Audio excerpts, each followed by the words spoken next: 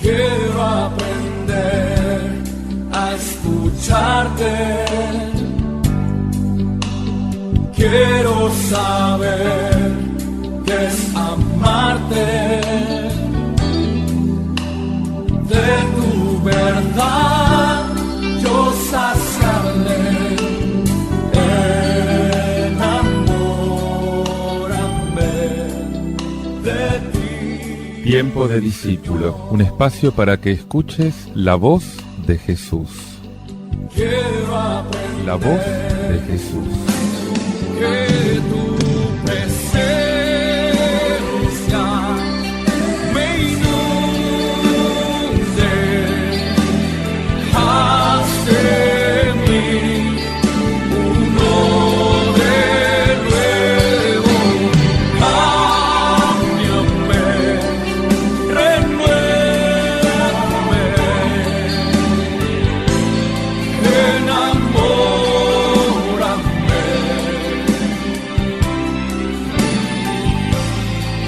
Enamórame de ti, Señor.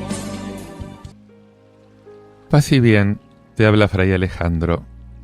Una vez más contigo para entrar en el misterio de la palabra de Dios. Esa palabra que llega a tu vida para restaurarte, para levantarte de todas tus muertes y darte verdaderamente esa vida que viene de Dios, esa alegría desbordante del corazón. Hoy es un día especial, hoy estamos celebrando la fiesta de la conversión de San Pablo. Vos sabés que el anuncio gozoso de la vida nueva que surge de la Pascua es la finalidad de la existencia del discípulo de Jesús, de aquel que lo sigue. No hay ningún límite espacial para este anuncio, porque este anuncio está ligado a la suerte de la humanidad, de toda la creación. Y este horizonte exige que dejemos de lado nuestras preocupaciones, que a veces son muy particularistas, preocupaciones que impiden la realización de este anuncio. La suerte de la humanidad, del universo, que está amenazado por la destrucción que producen los egoísmos humanos, el hambre, la guerra, la explotación irracional de la naturaleza, están ligados justamente a la actuación de los seguidores de Jesús. Seguidores que tenemos que tomar conciencia de la magnitud de esta tarea. Sin embargo, esta lucidez de la comprensión de los problemas que afectan al mundo, a la creación, no se tiene que convertir en angustia paralizante, una angustia que impida llevar a cabo esta misión. Esa presencia confortante del resucitado junto al discípulo es justamente la garantía de la posibilidad de que se pueda realizar, de que esta misión se lleve a cabo, junto al destino del enviado, el destino de todo el mundo, de toda la creación.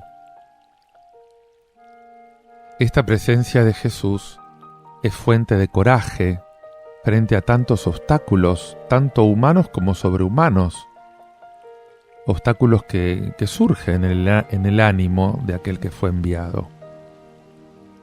Ni la resistencia de fuerzas que trascienden la realidad humana, los espíritus malos, ni las amenazas que ponen en peligro la propia integridad física, serpientes, veneno, etc., o la de los demás, los enfermos. Nada de esto puede superar la fuerza y el poder que desde la resurrección de Jesús tiende a expandirse sobre toda la realidad. Escuchá lo que te dice el libro de los Hechos de los Apóstoles, capítulo 22, versículos 3 al 16.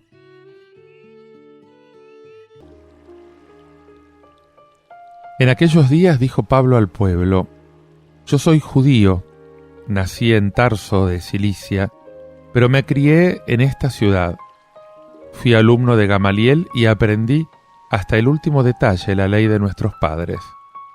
He servido a Dios con tanto fervor como ustedes muestran ahora. Yo perseguí a muerte este nuevo camino, metiendo en la cárcel encadenados a hombres y mujeres. Y son testigos de esto el mismo sumo sacerdote y todos los ancianos. Ellos me dieron cartas para los hermanos de Damasco y fui allí para traerme presos a Jerusalén a los que encontrase, para que los castigaran. Pero en el viaje, cerca ya de Damasco, hacia el mediodía, de repente una gran luz del cielo me envolvió con su resplandor. Caí por tierra y oí una voz que me decía: «Saulo, Saulo, ¿por qué me persigues?». Yo pregunté: «¿Quién eres, Señor?». Y me respondió: «Yo soy Jesús Nazareno, a quien tú persigues». Mis compañeros vieron el resplandor, pero no comprendieron lo que decía la voz. Yo pregunté: «¿Qué debo hacer, Señor?». El Señor me respondió: «Levántate, sigue hasta Damasco, y allí te dirán lo que tienes que hacer». Como yo no veía, cegado por el resplandor de aquella luz, mis compañeros me llevaron de la mano a Damasco. Un cierto Ananías, devoto de la ley, recomendado por todos los judíos de la ciudad, vino a verme. Se puso a mi lado y me dijo: «Saulo, hermano, recobra la vista». Inmediatamente recobré la vista y lo vi. Él me dijo: «El Dios de nuestros padres te ha elegido para que conozcas su voluntad, para que vieras al justo y oyeras su voz, porque vas a ser su testigo ante los hombres de lo que has visto y oído. Ahora no pierdas tiempo, levántate, recibe el bautismo, que por la invocación de su nombre lavará tus pecados». La conversión de San Pablo es uno de los mayores acontecimientos del siglo apostólico.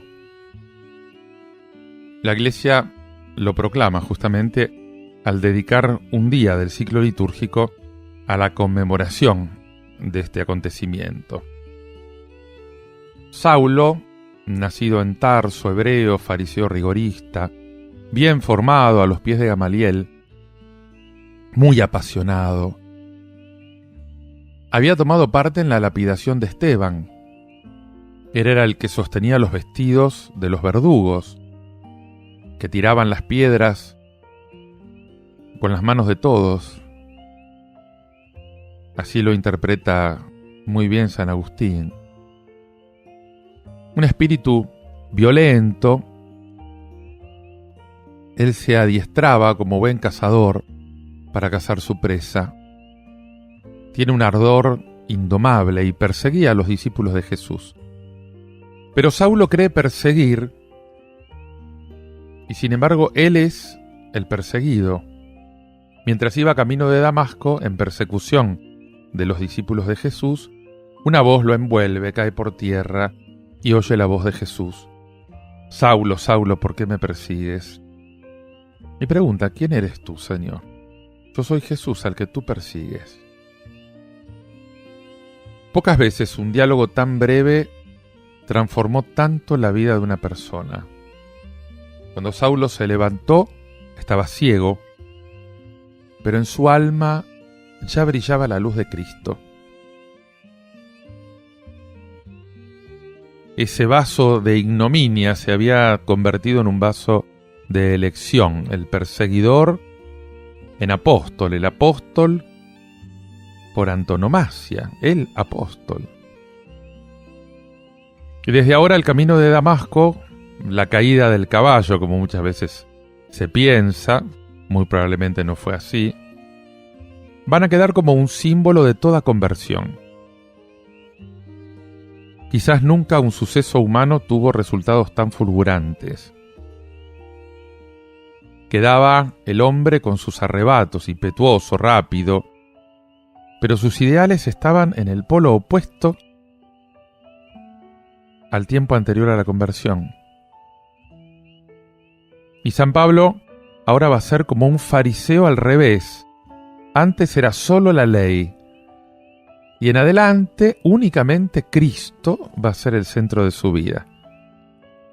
Esa caída del caballo representa para Pablo un punto sin retorno. Por eso la vocación de Pablo es un caso singular, es un llamamiento personal de Cristo, pero no le quita valor al seguimiento de Pablo. Dios es un gran cazador y quiere tener por presa a los más fuertes, dice un autor. Pablo se rindió, pero pudo haberse rebelado. Normalmente los llamamientos del Señor son mucho más sencillos, son menos espectaculares. No suelen llegar en medio de un huracán o de una tormenta. Muchas veces son sostenidos por una brisa suave, por esa aura tenue de los acontecimientos ordinarios de la vida. Todos tenemos nuestro camino de Damasco. Y a cada uno nos acecha el Señor en el recodo del camino más inesperado. También nosotros, también vos, también yo, necesitamos de esa conversión personal para ser instrumentos dóciles, eficaces, en la tarea de la nueva evangelización. Te invito a meditar en todo esto escuchando este tema musical de Gesed titulado Agua de Vida.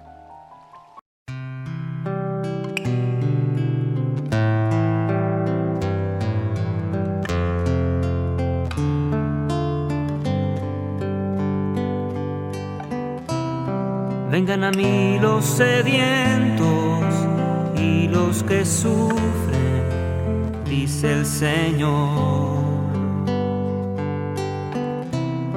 Vengan a mí con sus penas, con sus dolores, yo soy su Dios. Yo soy el agua de vida y los que me tomen jamás tendrán sed. Yo soy el Dios del consuelo y a quienes me busquen yo consolaré.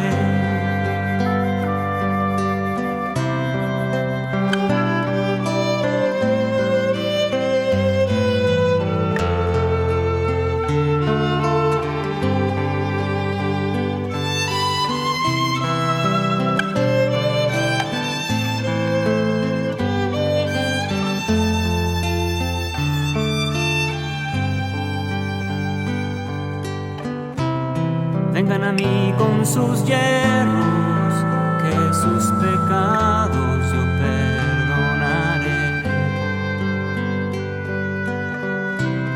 Vengan a mí humildemente, misericordia yo les mostraré.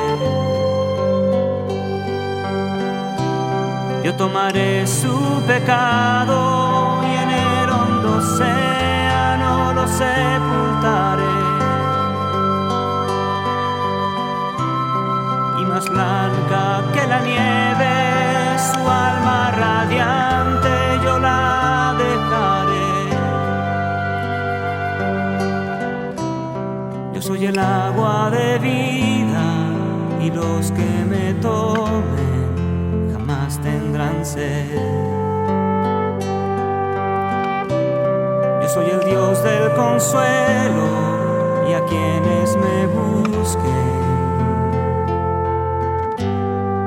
yo consolaré.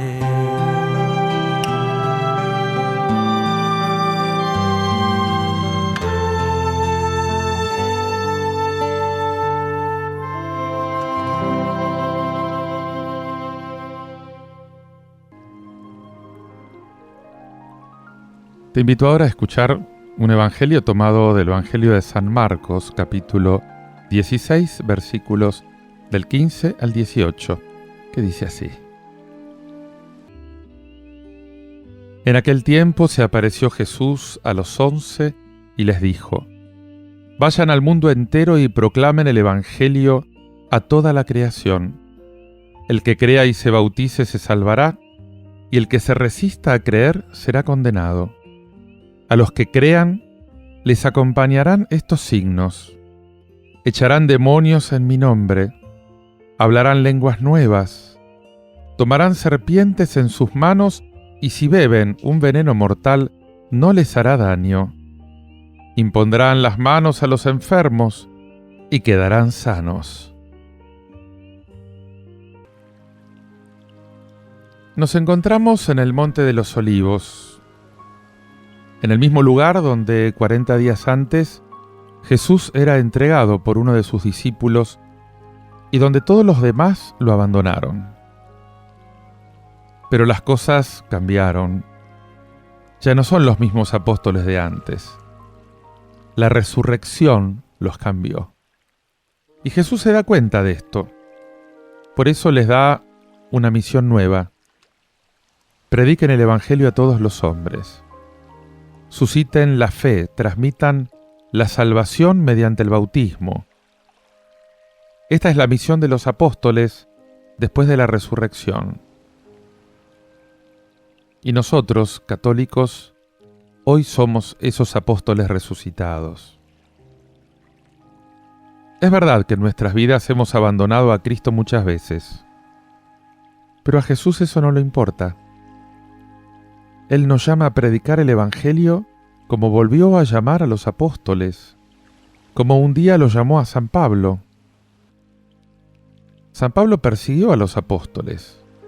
Él quería borrar el nombre de Jesús de Nazaret de la faz de la tierra. Pero Jesús resucitado lo convierte de un perseguidor a un precursor de la buena noticia. Lo convierte en un apóstol apasionado de ese mismo Cristo al que perseguía. Jesús nos manda a predicar el Evangelio y es el primero que nos da ejemplo, convirtiendo al más temido de todos los judíos. La conversión le infundió a Saulo una fe que lo hace ser misionero incansable. Enciende el alma con un ardor de caridad que lo obliga a transmitir a los demás esa verdad que encontró. Le da fuerza para hacer, tanto de palabra como de obra, un testimonio ferviente, ardiente del Evangelio. Y nos podemos preguntar, ¿qué nos diferencia a nosotros de San Pablo? Tenemos la misma fe, la misma caridad, la misma doctrina, el mismo Dios. Pero nos falta el amor apasionado a Jesucristo. Ese amor que lo llevó a considerar todo como una basura, como estiércol comparado con Cristo. Eso lo dice Él. Hoy es un día de conversión. No esperes. Entregate del todo. Para que el Señor te convierta en ese apóstol resucitado, pedile esa fe, pedile ese amor que convirtió a San Pablo para que te convierta también a vos. Para que te haga luz y fuego en medio de la oscuridad del mundo. Dice San Pablo en la carta a los Gálatas, capítulo 1, versículos 11 al 14, porque les hago saber, hermanos, que el Evangelio predicado por mí no es conforme al gusto de los hombres, porque yo no lo recibí o lo aprendí de ningún hombre, sino por revelación de Jesucristo. Porque habrán oído de mi vida un tiempo en el judaísmo, con cuánto exceso perseguía yo a la iglesia de Dios y la asolaba, y me aventajaba en el judaísmo sobre muchos de mi edad en mi linaje, siendo excesivamente celador de las tradiciones de mis padres. Todos habían sido testigos de esa furia que contra esos grupos de cristianos nacientes había desplegado ese joven Pablo, Saulo, apenas salido de la adolescencia, estatura más bien baja, un andar resoluto, en cuyas facciones se aunan, en un juego difícil, la inflexión refinada del hombre que se las ha visto con manuscritos caligráficos y ese visaje marcado, esquinado, violento del fanático, para el que el judaísmo es turbulencia, es un avatar político. Y esos achaques le vienen de antiguo. En Tarso, una ciudad griega, él estuvo en contacto con el mundo de las letras. Y al mismo tiempo, en medio de una atmósfera densa, erizada, de una especie de islote judaico, en una de esas familias que los griegos, excluidos siempre del acceso y del trato con los escogidos, con los fariseos, vengativamente denominan hebreas. A los 18 años, como solamente se lo pueden permitir los aventajados entre los de su linaje, se traslada a Jerusalén, la metrópoli, para escuchar las lecciones de Gamaliel. Y después vemos cómo, llevado por ese celo farisaico, reaparece en la escena histórica en la lapidación de Esteban, el primer mártir. No le está permitido levantar con su brazo las piedras contra esa víctima desnuda, pero recaba para sí el honor de custodiar los mantos de los apedreadores.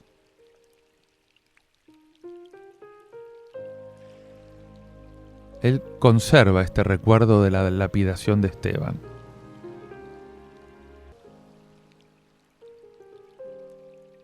¿Puede extrañarnos ahora que Ananías, prevenido por una visión celestial sobre la llegada de Saulo, responda: Señor, oí que muchos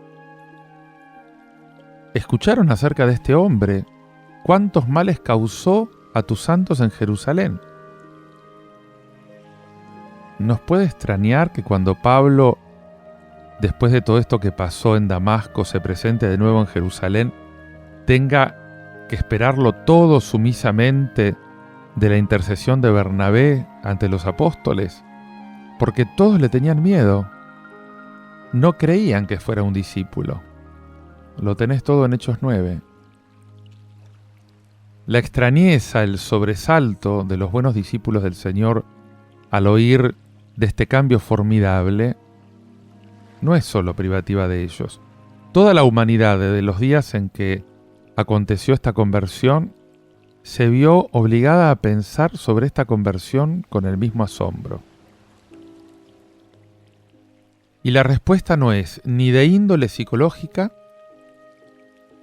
congojas, insatisfacciones de Saulo con un judaísmo con el que, por lo demás, es su voluntad de servicio hasta el último instante, indefectible.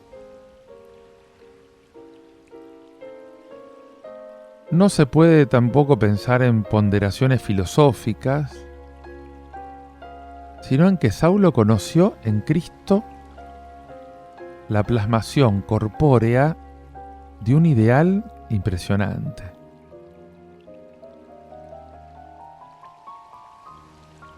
Tampoco se nos ofrece un mito adornado de cisnes, de prodigios, como ese nacimiento de los héroes griegos. La respuesta es crudamente histórica.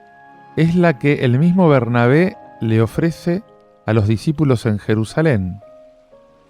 Es la respuesta que nos dan los Hechos de los Apóstoles. Este libro inspirado por Dios, escrito por un historiador que sabe muy bien su oficio, que oyó de estos hechos 1000 veces en la predicación paulina, que es el evangelista Lucas. Él narra puramente una cabalgata hacia Damasco. Un repique fuerte de herraduras y que de repente aparece una luz sobrenatural que derriba a Pablo y que creó espanto en todo el resto de los compañeros.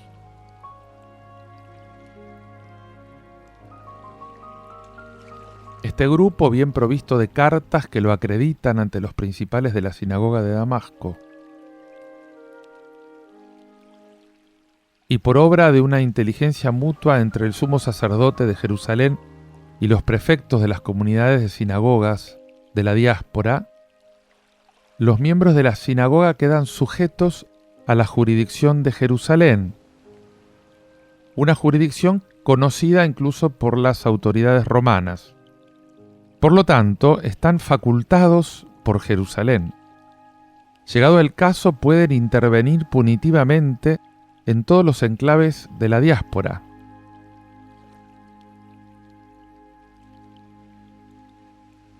Por ejemplo, pueden excluir a algún miembro de la sinagoga si su conducta no está acorde con la ley de Moisés.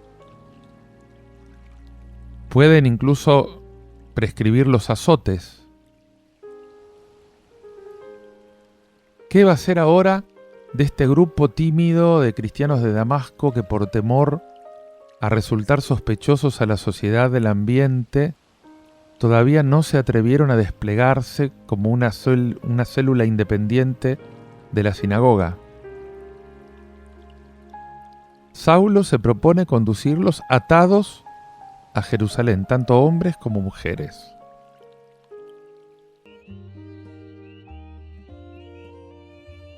Sigue el grupo de jinetes el camino que empezó en Jerusalén, pasa por Siquem,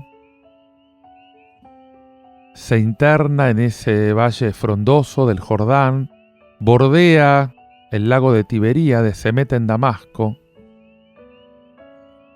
Llevan alrededor de 8 días de cabalgata.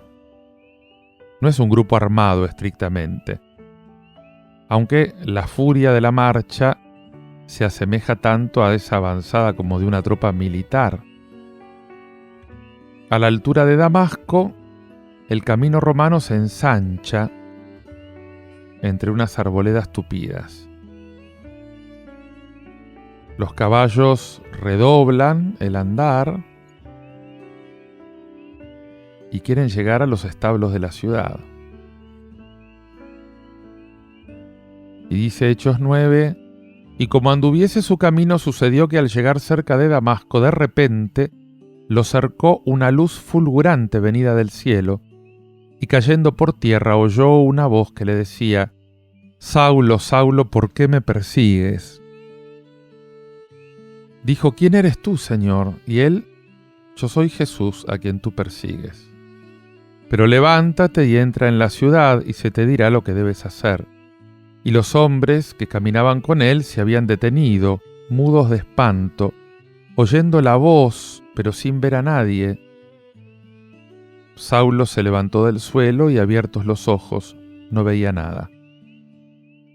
Y llevándolo de la mano, lo introdujeron en Damasco, y allí estuvo 3 días sin ver, y no comió ni bebió.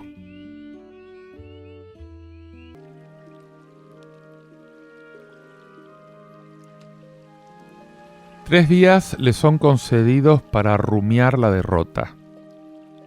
3 jornadas de ayuno, con escamas sobre los ojos, una lesión oftálmica procedente justamente de esa fulguración sobrenatural, para que el sentido interior, para que la penitencia, le permitiera ordenar los hechos que se agolpaban en su memoria, que se le metieron por los sentidos exteriores, esa luz brillante, la voz. Al final de los 3 días fue bautizado y volvió a ver. Ahora veía 2 veces. San Pablo podrá preguntar después a los fieles de Corinto, ¿es que no he visto a Jesús nuestro Señor? En esta visión corporal del Señor glorioso están las credenciales de San Pablo ante la historia. Se presenta magnífico ante nosotros con esas cartas, el apóstol de las naciones, de los gentiles. La visión del Señor lo exalta, pero al mismo tiempo lo llena de humildad. A lo largo de su vida apostólica va a sufrir muchos descalabros por su fidelidad a aquella hora de Damasco. Naufragios mar adentro, en tierra 4 veces sobre sus espaldas el mismo azote que él había preparado para los cristianos asustados de Damasco. Recorre fatigosamente en tiempos en que no viaja por mar como un mercader o un soldado, recorre el mundo conocido, de límite a límite del imperio. En un instante en que proféticamente ve llegado su fin, rinde cuentas a sus discípulos. Dice: plata, oro o vestido de nadie codicié. Ustedes mismos saben bien que a mis necesidades y a la de los que andan conmigo proveyeron estas manos. Hechos 24. Y termina degollado en Roma. Le cortan la cabeza. En Roma se enseña el lugar en el que rebotó su cabeza 3 veces cuando fue cortada, 3 fontanes. A Roma la ensalzaron y la magnificaron los santos padres con himnos tan devotos. San Juan Crisóstomo, en un recitado, glorifica a Roma por muchos conceptos, pero sobre todo porque aloja los cuerpos de San Pedro y San Pablo. En el día de la resurrección de la carne, dice San Juan Crisóstomo, ¿qué rosa enviará a Roma hacia Cristo? Te invito a meditar en todo esto escuchando este tema musical de Gesed. Envíame a mí.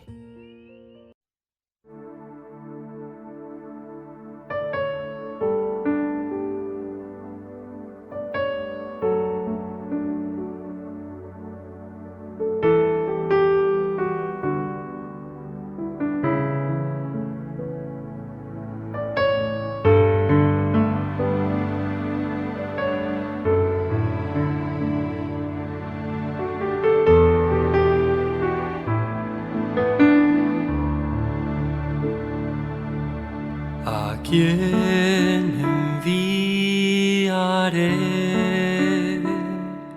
¿Quién irá de parte nuestra a llevar la buena nueva a las jóvenes más pobres?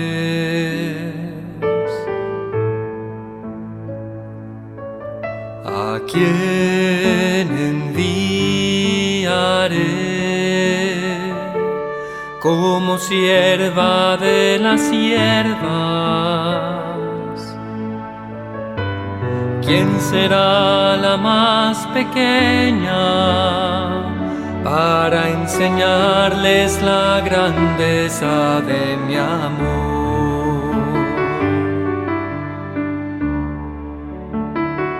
Envíame a mí, Señor, envíame a mí. No me importa ser tan joven, pues tu voz me ha cautivado. Envíame, Señor, y yo iré. Envíame a mí, Señor, envíame a mí, como sierva de las siervas, con María por modelo, y bajo su manto yo iré. Y bajo su manto yo iré, y bajo su manto Yo iré,